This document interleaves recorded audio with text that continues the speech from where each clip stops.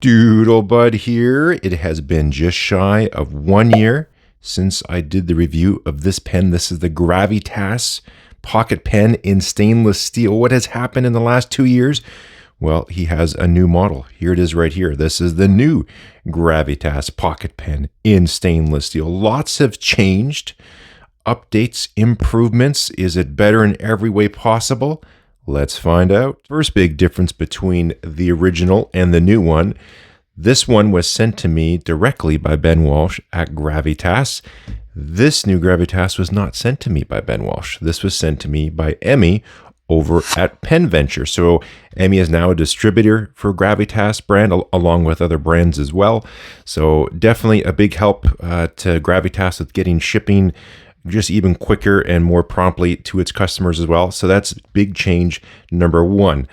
Next one, you could see it got bigger, right? There's the old, here's the new on the left side.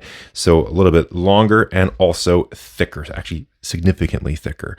Some people may or may not like that, but if you want something a little bit beefier in the hand, now the new version has that. If we look at rotations to take off the cap, the original recipe was 2 turns, cap comes off. It also just spins on quite nice. Like it doesn't even feel like you're doing 2 turns because you just do that all the time. The new version now is less. It's 1.5 turns. Actually, not even 1.5. There's one there and it's like a quarter, I'd say almost like 1/8 of a turn. So just over 1 turn, which is quite nice. They both still post nice and securely. Everything's the same there. There we go there. A big difference with the pen now is the addition of some O-rings. So you can see here, there's an O-ring here just above the threads. And then also when you take off the main body here and get down into the converter, which I'll talk about in a second, also, or cartridge, there's an O-ring here. So that means now you can eyedropper it. The original one did have a groove for an O-ring. I think shortly after mine was sent to me, they started being equipped with O-rings, correct me if I'm wrong, but the groove was there, the O-ring just didn't come with the pen. So that's a little bit of a change there, a little bit of improvement. The converter, as you see here, let me just put this back on so it's out of the way. It's one of these little plunger style that you pull up and down to do. If you pull it all the way back and then fit the back on, it will push the plunger in just a touch. So it does take a converter. You can't do a full fill and still have it in there, but you can put that in. One little thing would be interesting to see. Kaweco has that new converter where you pull it up and then it pivots and folds down a little bit. I don't know if you've seen that. That would be neat. I'm not sure what the deal is with Kaweco, if they only allow those for sale on their own pens or if that's something that can be done, but that actually would probably be the perfect converter to go with this pen, so which is quite neat. But yes, you can eyedropper it now as well, which is good. There has been a big change on the threads on the body. You know me and threads, if you've been watching my videos, I talk about that all the time.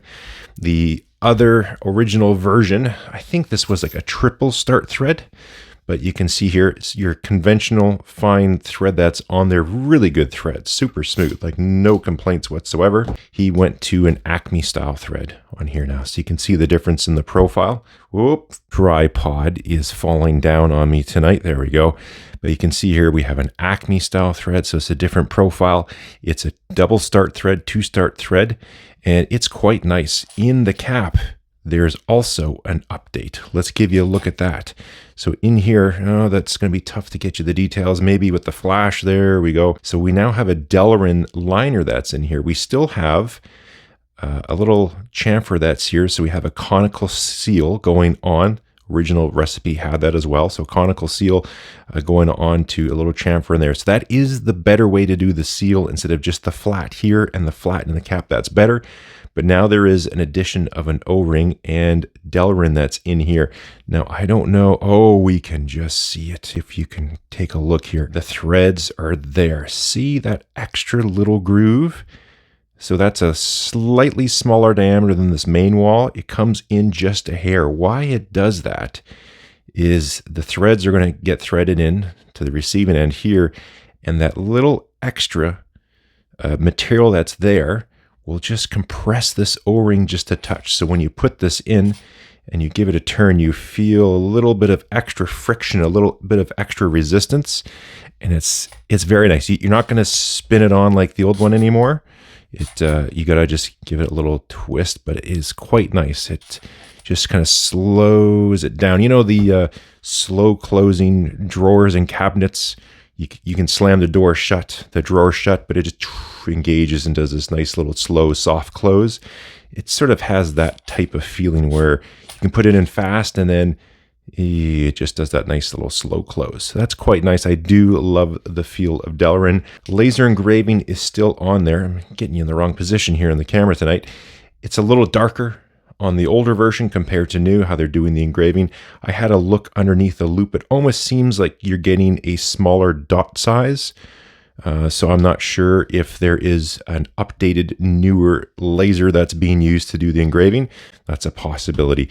The ends are a little bit pokier. Not a whole bunch. They were still quite pokey here. They feel a little bit more pointy, technically speaking, of course. So that's a feature that seems to be a little bit different. This is probably the neatest one. There is an addition of a flex nib in the lineup. So you have extra fine up to broad, so standard stuff there. They're a number 6 nib, but now there is this fine flex. It's not a full flex nib whatsoever, but it is a nice springy, bouncy nib. I'm going to, obviously do a writing sample and show that to you. The original one, I think I said something about a pocket pen for engineers. Does that still make sense with the new version? I believe so, and especially with this nib, I'm going to show you how it works. It's not even just for writing, but for printing and for drawings. It is really, really nice. Very, very functional. It still seals like extremely well. This is one of the best sealing pens I have. And there's no O-rings, no anything. It's just relying purely on that conical seal that's going down into the cap. I have left this pen for over 6 months with ink in it, wrote up immediately. This one seems like it's only going to be better. And I'm actually going to do a test on it tonight. I'll do a little torture test with my flight simulator with my little vacuum chamber I'm doing. So we'll test that out.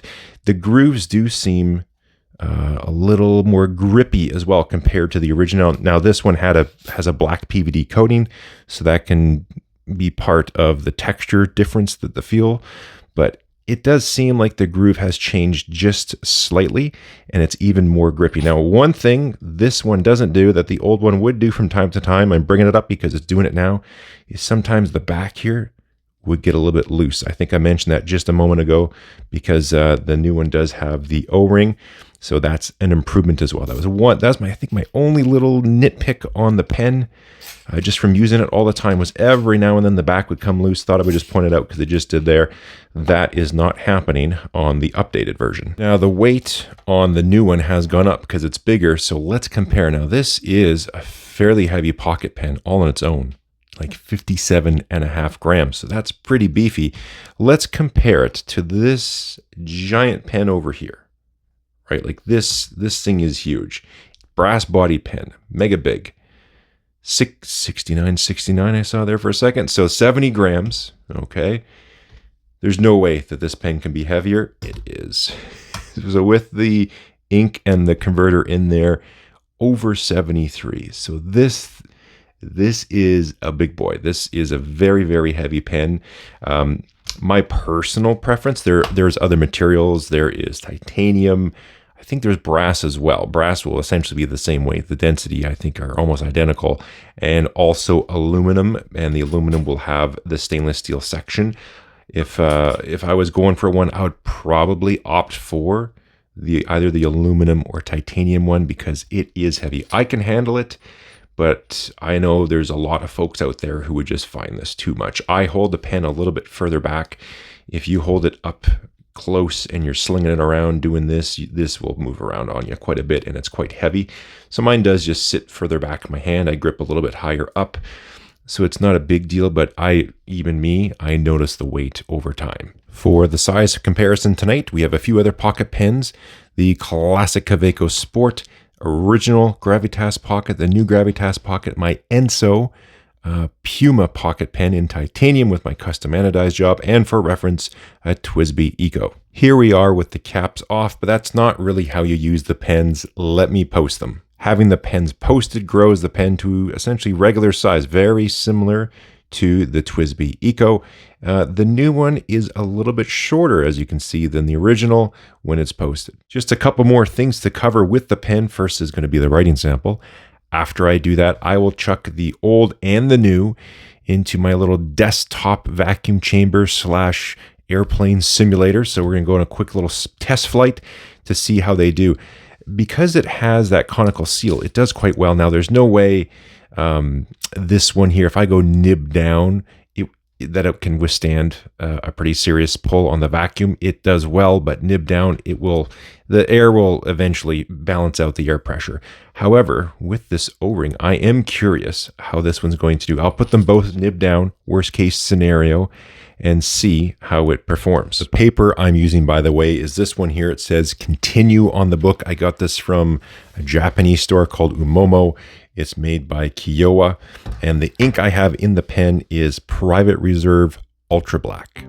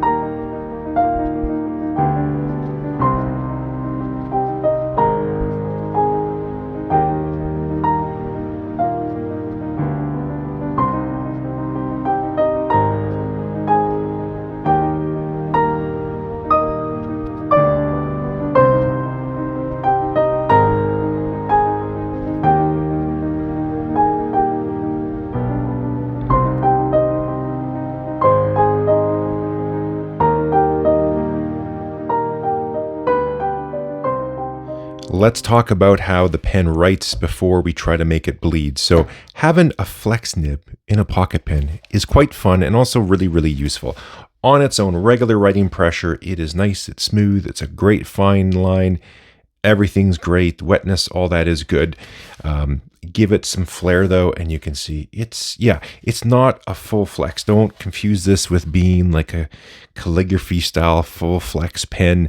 There are other nibs out there. If you want lots of flex, go with those. This isn't going to produce that, but it is, I would call it more of a bouncy kind of fun nib. It has a little bit of a springiness to it, a nice thin line for the regular pressure, so for like the hairline, but just a nice little bit of line variation that goes with it. The focus doesn't want to, there we go. So you can see it just gives that nice flair to your writing, makes everything look great. I really enjoy it for printing as well. So you can put a little more flair into those downstrokes to give them a little more just character. And then it's also good for drawing if you have to, whatever it is you're going to do. I just drew a scale there, but you know, sometimes you want thicker lines and thinner lines. You can see this paper is sort of at its limit if I really start trying to lay down the ink. But yeah, a little bit of pressure gives you some nice line variation. I do find every now and then it will just railroad a hair. It just has a standard feed in there. You can see here on the V, it missed just a touch and just a hair on the D. Now, of course, that all depends on the ink you put in. So that's obviously a factor to consider. That would be one thing. I think the Fine Flex is the same price as their other nibs, which is great, but it might benefit just because the ink demand can be higher when you're really going at it.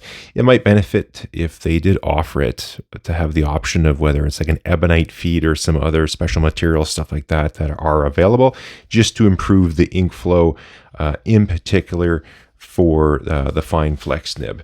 I've had this pen out for bits. There we go. That's the one thing when you're doing a video and the pen's out, you go to write with it. Sometimes it dries up. So it's quite good, but if I really start to push it, you can see like it's going pretty good, but there we go. We'll just miss every now and then. If you're going really fast, it can miss a little bit. A little improvement to the feed on the Fine Flex would probably make up for that difference. First thing I'll quickly do is actually just put a tissue down into the caps just to ensure everything is really nice and clean. There's no ink whatsoever, so it's all dry. There we go. See, we just got a touch. I'll do it on both pens just to get them ready. Now they will both go into the jar here. For reference, I'm also going to chuck in these here, a little bit of leftover Halloween candy from the kids. So what will happen is this bag will expand because less air is pressing down on it. We're removing the air pressure that it's being exposed to, so it will puff up. That's why your chips and, well, they don't serve peanuts anymore, but pretzels and those things on the airplane, the bags swell up. Now again, if you're flying with pens, I've done a video series on this talking about what to do, different filling systems, all that stuff. You don't want to fly with them nib down, you want to do nib up. So we're doing worst case scenario, but nonetheless, I want to know when it's going to fail. So let's give that a go. Let's start building the seal. So there we go. I only need to go to about 3 psi because that's the difference in air pressure in the cabin in an airplane. When you take off at sea level, you have the full pressure from the entire atmosphere. They do pressurize the cabin, but not up to that same amount. It's a little bit lower, about 3 psi. So I'll just let that sit for a minute, and then let's just do it now. That's all it's going to take. We'll release it, and then let's check out the pens. Okay, let's pop them out. Here is the original flavor. Oh, you know what? There's essentially nothing down there. Let's put the tissue down there just to see. I got a tiny little drop that you can see. I don't know if you can see with the flash on there. There is just a tiny little drop on the side. Let's check out the new one. I suspect that this one will have absolutely nothing in there. Tough to see because of the Delrin, but I don't see anything. Let's double check it. All right, give it a wipe. And yeah, not a single thing. Let's go back in and just really drop that pressure and go and see how far these things can take it. So let's go past 5. Let's go up to 10. Let's keep going. Okay, we took it up to 20 inches of mercury there. I'm just noticing this now. It's not in PSI. It's either in millimeters or inches of mercury. So I went to like 3 or 4. The conversion from PSI, I think it had to have been 6.5, 7, something like that. Anyways, we went way past that. We went to 20. So let's see how we did. And you can see just how puffy that bag of candy is doing. Let's release that. Let's watch the bag go down. Now, I suspect one of them, probably the original, has definitely bled. If the new one survives this, that will be absolutely epic. So let's check the original. Oh, yes, we most definitely have a bunch of ink down in there. Yes, as to be expected. I mean, that's a ridiculous test. Your head would explode. Let's try the new one. Oh, my. That is absolutely clean. Okay, I think this is hands down the test. Is it better? That is an insane test, to be totally honest. Look at that. Came out completely clean. So, good job, Gravitas. That is one hell of a seal. So there we have it, folks. I would say it has gotten better over time. There definitely are some improvements.